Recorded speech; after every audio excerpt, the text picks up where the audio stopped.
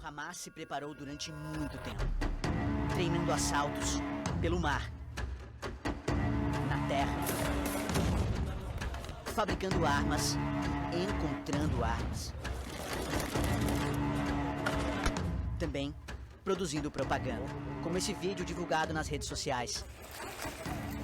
Ontem fizeram o ataque mais letal de toda a sua história. O Hamas, um grupo paramilitar, não divulga o número de combatentes, nem o tamanho de seu arsenal, mas surpreendeu o mundo com seu poder de fogo. O ataque foi sem precedentes porque desde 1948, desde a fundação do Estado de Israel, um pouquinho depois, naquela guerra que sucedeu a independência de Israel, a criação do Estado israelense, forças árabes não tinham entrado em território israelense. Já houve um ataque tão letal, num único ataque, esse número de mortes? Nunca houve nada parecido com isso na história de Israel. Israel ontem sofreu um dos ataques mais importantes da sua história. Eu tenho certeza que daqui a 50 anos, quando a gente for contar a história do Oriente Médio, certamente esse mês de outubro de 2023 vai ter que ser lembrado. Começou com foguetes, milhares. O Hamas comunicou que foram 5.000. Israel disse que foram 2.500. Pelo menos um combatente foi filmado num paraquedas motorizado. Combatentes atravessaram o muro de separação. Um vídeo mostra 6 motocicletas em área israelense. Foi assim o que o Hamas chamou de Operação Tempestade, uma ofensiva contra alvos militares e também contra civis. Um ataque terrorista. O Hamas parecia muito preparado nesse sábado para fazer a operação que fez, passou por baixo do radar israelense, que aliás costuma ser muito bem preparado, e o elemento mais importante é ter conseguido manter em segredo, conseguiu fazer isso com uma grande mobilização, com muita gente, com muito armamento, muito equipamento. Tudo aquilo ali é algo que envolve um nível de coordenação muito elevado e que o Hamas até hoje nunca tinha demonstrado. Mas como?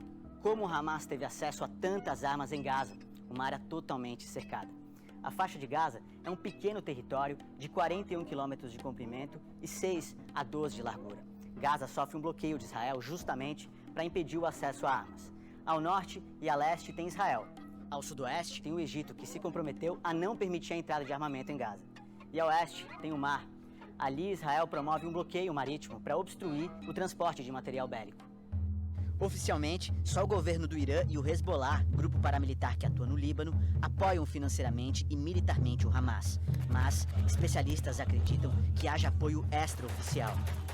Grupos religiosos, grupos extremistas, eventualmente magnatas do petróleo, a gente imagina que possam oferecer essa ajuda para o Hamas, particularmente de Arábia Saudita, Catar, Emirados Árabes Unidos, Bahrein. Por ali existem interesses bastante grandes em fortalecer o Hamas. Mas se há envio de armas, por onde entra? Do lado israelense, há o bloqueio. E ao sudoeste? Durante muito tempo, acreditou-se que a rota principal de contrabando de armas para Gaza eram túneis da península do Sinai do Egito. Mas o Egito tentou criar uma zona tampão, com muros de concreto. A resposta, então, pode estar no mar. A faixa de Gaza ela tem uma costa bastante grande. E o monitoramento que Israel consegue fazer dessa costa é apenas à distância. Você não tem uma presença ali na costa em si. Então, uma costa portuária. Então, o acesso ele acaba acontecendo. Dá para chegar, dá para você desviar das atenções israelenses ou desviar, eventualmente, por determinadas rotas para chegar na costa da faixa de Gaza. Esse bloqueio marítimo não é infalível? Não é infalível. O bloqueio marítimo que Israel faz à faixa de Gaza não é infalível, dá para chegar.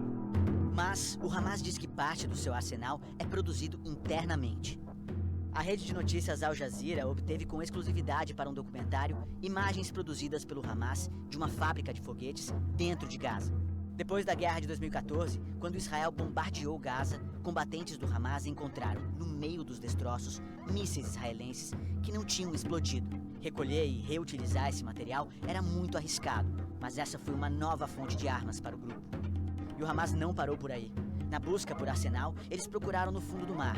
O Hamas afirma que resgatou bombas de navios naufragados da Segunda Guerra. Especialistas acreditam que não seja possível utilizar essas bombas. Essas imagens todas são parte do investimento que o Hamas tem feito em propaganda nos últimos anos. E embora não se saiba exatamente o atual tamanho do poder de fogo do grupo, a Operação Tempestade deixou claro que essa não vai ser uma guerra fácil para Israel. Agora, especialistas acreditam que o exército de Israel vai invadir Gaza. E o que esperar diante de uma invasão de Gaza, uma invasão por Israel? Qual será o tamanho da resistência do Hamas? Então, a gente viu um Hamas mais preparado do que a gente imaginava quando fez os ataques em território israelense. É de se imaginar que a gente espere um Hamas que se sente confiante para conseguir fazer uma resistência a uma incursão israelense ao território da faixa de Gaza. Ao mesmo tempo, a gente sabe que um poder muito desigual. Israel tem um poder de fogo muito maior, muitas vezes maior do que o poder do Hamas. O que grupos terroristas, guerrilheiros tentam fazer quando estabelecem um ataque como esse não é exatamente uma vitória de 1 para 1, mas é oferecer uma resistência simbólica no primeiro momento.